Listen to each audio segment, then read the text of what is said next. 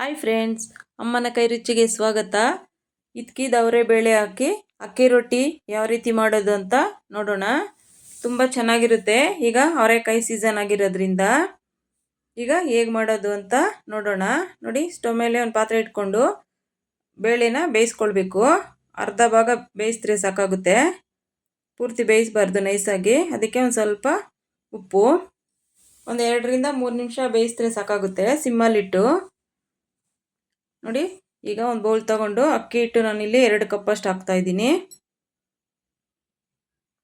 ಇದರಲ್ಲಿ ಒಂದು 4-5 ರೊಟ್ಟಿ ಆಗುತ್ತೆ. ಈರುಳ್ಳಿ 1 ಕಪ್ಪು, ಮತ್ತು ಖಾರ ನೋಡಿಕೊಂಡು ಮೆಣಸಿನ್ಕಾಯಿ, ಕೊತ್ತಂಬರಿ ಸೊಪ್ಪು ಸ್ವಲ್ಪ, ಕರಿಬೇವು ಸ್ವಲ್ಪ, ಕಾಯಿ ತುರಿ. ರುಚಿ ಚೆನ್ನಾಗಿರುತ್ತೆ ಕಾಯಿ ತುರಿ ಎಲ್ಲ ಹಾಕಿ ಮಾಡೋದ್ರಿಂದ. ನೋಡಿ, ಬೇಳೆ ಬೆಂದಿರೋ ಅಂಥದ್ದು ನೋಡಿ, ಅರ್ಧ ಭಾಗ ಬೆಂದಿದೆ. ತುಂಬ ಏನು ಬೇಯಬಾರ್ದು, ತುಂಬ ರುಚಿಯಾಗಿರುತ್ತೆ. ಇದರಲ್ಲಿ ಉಪ್ಪಿಟ್ಟೆಲ್ಲ ಮಾಡಿರ್ತೀವಿ. ಈ ಥರ ರೊಟ್ಟಿ ಮಾಡಿ ನೋಡಿ. ಉಪ್ಪು ರುಚಿಗೆ ತಕ್ಕಷ್ಟು. ಆಗಲೇ ಬೇಳೆ ಬೇಯಿಸ್ಬೇಕಾದ್ರೆ ಸ್ವಲ್ಪ ಹಾಕಿರ್ತೀನಿ. ಅದೇ ನೀರು ವೇಸ್ಟ್ ಮಾಡಿದೆ, ಅದೇ ನೀರನ್ನೇ ಬಳಸ್ಕೊಳ್ತಾ ಇದ್ದೀನಿ. ಮೊದಲಿಗೆ ಎಲ್ಲ ಮಿಕ್ಸ್ ಮಾಡ್ಕೊಳ್ಬೇಕು ನೀರು ಹಾಕೋದಕ್ಕೆ ಮುಂಚೆನೇ. ಈಗ ನೋಡಿ, ಆ ಬೇಳೆ ಬೇಯಿಸಿರೋ ನೀರಿರುತ್ತಲ್ಲ, ಆ ನೀರಲ್ಲೇ ಸ್ವಲ್ಪ ಉಗುರು ಬೆಚ್ಚಿರಬೇಕು. ಈ ಅಕ್ಕಿ ರೊಟ್ಟಿ ಎಲ್ಲ ಮಾಡಬೇಕಾದ್ರೆ ಅದು ಸ್ವಲ್ಪ ಅಕ್ಕಿ ರೊಟ್ಟಿ ಸ್ವಲ್ಪ ಬಿಡಿ ಬಿಡಿ ಆಗಿಬಿಡುತ್ತೆ, ಸ್ವಲ್ಪ ಅಂಟು ಥರ ಬರುತ್ತೆ ಉಗುರು ಬೆಚ್ಚ ನೀರಲ್ಲಿ ಕಲಿಸಿದ್ರೆ. ತೆಳು ಕಲಿಸ್ಕೊಳ್ಬೇಕು. ನಾವು ಗಟ್ಟಿ ಕಲಿಸಿದ್ರೆ ರೊಟ್ಟಿ ಮಾಡಬೇಕಾದ್ರೆ ಸ್ವಲ್ಪ ದಪ್ಪ ಬರುತ್ತೆ. ತುಂಬ ತೆಳು ಬೇಕು ಅಂದರೆ ಸ್ವಲ್ಪ ಹಿಟ್ಟನ್ನು ತೆಳು ಕಲಿಸ್ಕೊಂಡ್ರೆ ತುಂಬ ಚೆನ್ನಾಗಾಗುತ್ತೆ.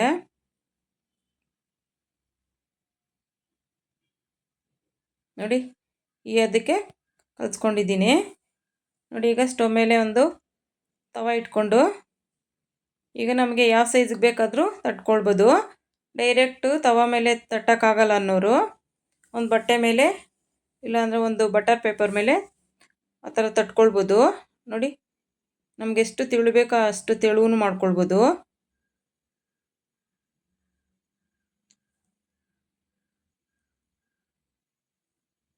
ತುಂಬ ಚೆನ್ನಾಗಿ ಬರುತ್ತೆ, ಚಪಾತಿ ಥರ ಇರುತ್ತೆ ತೆಳುವು. ಸ್ವಲ್ಪ ಮೀಡಿಯಮ್ ಫ್ಲೇಮಲ್ಲಿ ಬೇಯಿಸಿದ್ರೆ ಅದು ಚೆನ್ನಾಗಿ ಬೇಯುತ್ತೆ. ನೋಡಿ, ಎಣ್ಣೆ ಸುತ್ತೂ ಸ್ವಲ್ಪ ಎಣ್ಣೆ ಹಾಕಿದ್ರೆ ಚೆನ್ನಾಗಾಗುತ್ತೆ.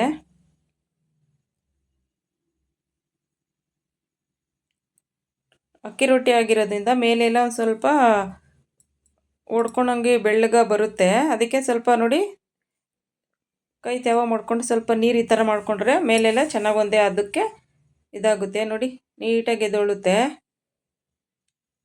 ಸ್ವಲ್ಪ ಉರಿ ಕಮ್ಮಿ ಇಟ್ಕೊಂಡು ಬೇಯಿಸಿದ್ರೆ ಅದುವಾಗಿ ಚೆನ್ನಾಗಿರುತ್ತೆ. ನೋಡಿ, ಈ ಥರ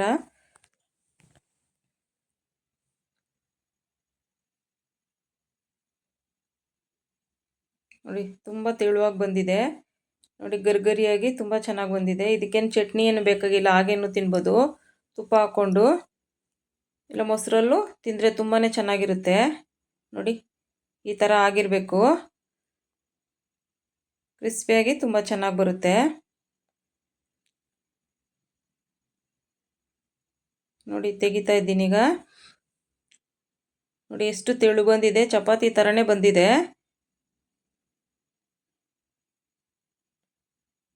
ನೋಡಿ, ಈ ರೀತಿ ಒಮ್ಮೆ ಟ್ರೈ ಮಾಡಿ ನೋಡಿ, ತುಂಬ ಚೆನ್ನಾಗಿ ಬರುತ್ತೆ. ತುಪ್ಪ ಹಾಕ್ಕೊಂಡು ಚಟ್ನಿನೇ ಬೇಕಾಗಿಲ್ಲ, ಹಾಗೆ ತಿನ್ಬೋದು. ಟೇಸ್ಟ್ ಅಂತೂ ತುಂಬ ಚೆನ್ನಾಗಿದೆ. ಮಕ್ಕಳಿಗೆ ಲಂಚ್ ಬಾಕ್ಸ್ಗೆಲ್ಲ ಈ ಥರ ಮಾಡಿಕೊಡ್ಬೋದು. Thank you friends.